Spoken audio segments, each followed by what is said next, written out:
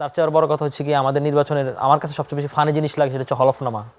যেমন শেখ হাসিনারও বিচার হয়েছে। হ্যাঁ, শেখ হাসিনা বিচার হচ্ছে, শেখ হাসিনাকে ফেরত আনুক না, দেখি সরকার কতটা মুরদ, দেখি পার কিনা।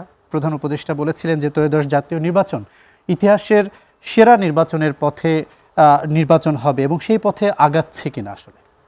অন্তর্বর্তীকালীন সরকারের 3টি ম্যান্ডেট, একটি হচ্ছে বিচার, সংস্কার এবং নির্বাচন। সংস্কারের আলাপ তো এখন আর নাই, গণভোটের দিকে সেটাকে ঠেলে দেওয়া হয়েছে। বিচারের নিয়মমাফিক প্রক্রিয়া চলছে, বাকি রইল শুধু নির্বাচন। আজকে 5 তারিখ, আর মাত্র 36 বা 37 দিন বাকি রয়েছে ইলেকশনের জন্য। তো সরকারের পক্ষ থেকে সরকার তো কনফিডেন্স থাকবে, খুবই স্বাভাবিক। সরকার তো বলবে যে ইতিহাসে সারা নির্বাচন সরকার উপহার দিবে। কিন্তু এখন পর্যন্ত ইলেকশনের যে ভাইবটা, সেটাও আমার কাছে পুরোপুরি ফিল এখনো হয়নি।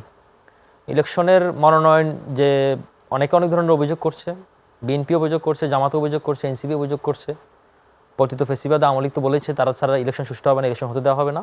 অনেকগুলো ফ্যাক্টর কিন্তু এখন কিন্তু রয়েছে। তারপরেও ধরুন ইলেকশন হয়ে যাচ্ছে, এটা মোটামুটি শিওর। আমরা মনে করি যে ইলেকশন ঠেকানোর জন্য, বানচাল করার জন্য যে শক্তিগুলা, সেই শক্তিগুলা ওইভাবে শক্তিশালী নাই। কিন্তু তারপরেও 100% কোনো কিছুই বলা যায় না আর কি। যে কোনো মুহূর্তে যে কোনো একটা বড় ধরনের ভায়োলেন্স, যে কোনো কিছুই আসলে পরিস্থিতি চেঞ্জ করে দিতে পারে। কিন্তু এই মুহূর্তে এখন পর্যন্ত আপনার মনোনয়ন যে বাছাই প্রক্রিয়া চলছে, সেটারও শেষ হয়েছে অনেকগুলো, আপনি অলরেডি বললেন। কিন্তু সেটা তো দেখা গেল যে বেশিরভাগই আসলে জামাত, বিএনপি, এনসিপির তুলনায় স্বতন্ত্রদের বা বিদ্রোহী প্রার্থীদের আসলে মনোনয়নপত্র বাতিল হয়েছে। এবং আমাদের কিছু মানে কালো নিয়ম বলা যায় এগুলাকে, 1% লাগবে, ওই লাগবে, তো লাগবে। এবং হলফনামায় তার চেয়ে আর বড় কথা হচ্ছে কি আমাদের নির্বাচনের আমার কাছে সবচেয়ে বেশি ফানি জিনিস লাগে সেটা হচ্ছে হলফনামা। ধরুন আমাদের কোনো কিছুর জন্য আমরা বৈধতার জন্য ফার্স্ট ক্লাস গ্যাজেটেড মানে লাগে আর কি, সই লাগে, সিল লাগে। তো আমি সত্যায়িত বলা যায়, সরি, অ্যাটেস্টেড করা বা সত্যায়িত করা লাগে আর কি। তো আমি যখন আপনার ধরেন নিউ মার্কেটে গেলে, নীলখাতে গেলে আপনার ডাইকা ডাইকা এগুলো সত্যায়িত করে, এবং এই সত্যায়িতরা আদৌ কি ইফেক্ট, কোথায় কি ভূমিকা আমি কখনো জানি না। তো আমাদের হলফনামাটা এরকম, কারণ একজন প্রার্থীর মানে তার রাজনৈতিক অভিযাত্রা, তার শুরুটা হয় মিথ্যা দিয়ে। কারণ আমি ড্যাম শিওর 98%, 9% লোকজন হলফনামায় ভুল তথ্য দেয়। ধর 10 কোটি টাকার পাঁচজনে তো চড়ে, আর হলফনামায় দেখায় তার পুরো সম্পদ আছে 10 লক্ষ টাকা। তারপরে স্বর্ণ দেখায়, বাড়ির দাম, পানির মধ্যে বাড়ি দেখায়। তো আমার কাছে বিক্রি করে দেখে এগুলা। এখন এই জাতীয় জিনিসগুলো আসলে মানে খুব ফানি আর কি। আমরা মনে করছিলাম যে জিনিসগুলো চেঞ্জ হবে, কিন্তু সেগুলো চেঞ্জ হয় নাই।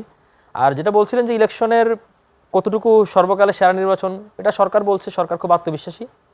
তো ইলেকশন যদি ফেয়ার, ক্রেডিবল এবং যদি না হয়, এবং তার চেয়ে বড় কথা, দেশের একজন সচেতন নাগরিক হিসেবে আপনি তো কতটা আত্মবিশ্বাসী?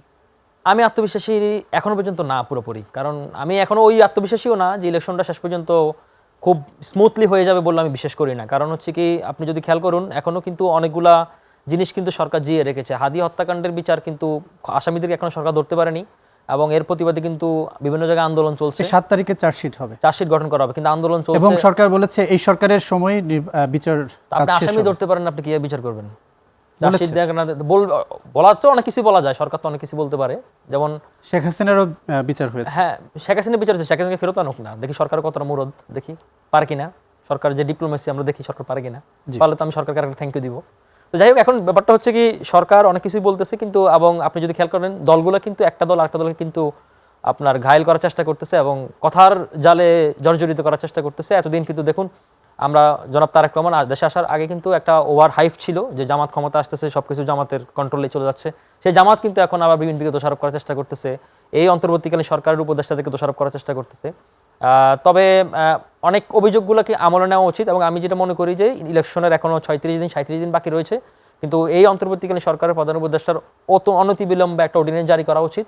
কারণ একটা অর্ডিন্যান্স জারি করা উচিত, এই সরকারে যারা উপদেষ্টা, বিশেষ সহকারী যারা রয়েছে বা আর্থিক সুবিধাপ্রাপ্ত যারা রয়েছে, তারা যেন পরবর্তী কোনো গভর্নমেন্টে, যে কোনো গভর্নমেন্টে যেন তারা কোনো আর্থিক সুবিধা পাওয়া যায় এমন কোনো জায়গায় যেন না যেতে পারে। যদি তারা যায়, তখন হচ্ছে কি দেখা যাবে যে ইলেকশন নিয়ে আরও অনেক প্রশ্ন তুলবে। সুতরাং এই জিনিসগুলো সরকারের আগে থেকেই সর্ট আউট করা উচিত। এবং আইন শৃঙ্খলা পরিস্থিতি এখনো অস্ত্র উদ্ধারের আমি দেখেছি 3টা পর্যায়ে হয়তো করানো হবে। কিভাবে এটা হবে বলছে, নির্বাচনের পরে জাতীয় সরকার গঠন হবে, জাতীয় সরকারের আলোচনা তো চলছে। না, জাতীয় সরকারের জন্য তো রাজনৈতিক দলগুলো, এখানে এই অন্তর্বর্তীকালীন সরকার তো কেউ ইলেকশনে পার্টিসিপেট করতেছে না। ইভেন 2জন ছাত্র উপদেষ্টা পদত্যাগ করেছে, তারাও ইলেকশন করতেছে না। কিন্তু এর বাইরে যারা উপদেষ্টা রয়েছে, যারা বিশেষ সহকারী রয়েছে, বা যারা বিভিন্ন অধিদপ্তর মহাপরিচালক হয়েছে, তারা যেন পরবর্তী যে কোনো গভর্নমেন্টের কোনো আর্থিক সুবিধাপ্রাপ্ত পাওয়া যায় এমন কোনো জায়গায় যেতে না যেতে পারে, এটা একটা অর্ডিন্যান্স জারি করা উচিত। কারণ যখন যাবে, তখন অলরেডি কিন্তু দোষারোপ চলতেছে যে অমুককে ফেভার করতেছে, তমুককে ফেভার করতেছে। সুতরাং এটাকে রিডিউস করার জন্য সরকার অনতিবিলম্বে এটা করা উচিত, না হলে কিন্তু এই বিতর্ক কিন্তু আরো বাড়বে। অনেক ধন্যবাদ।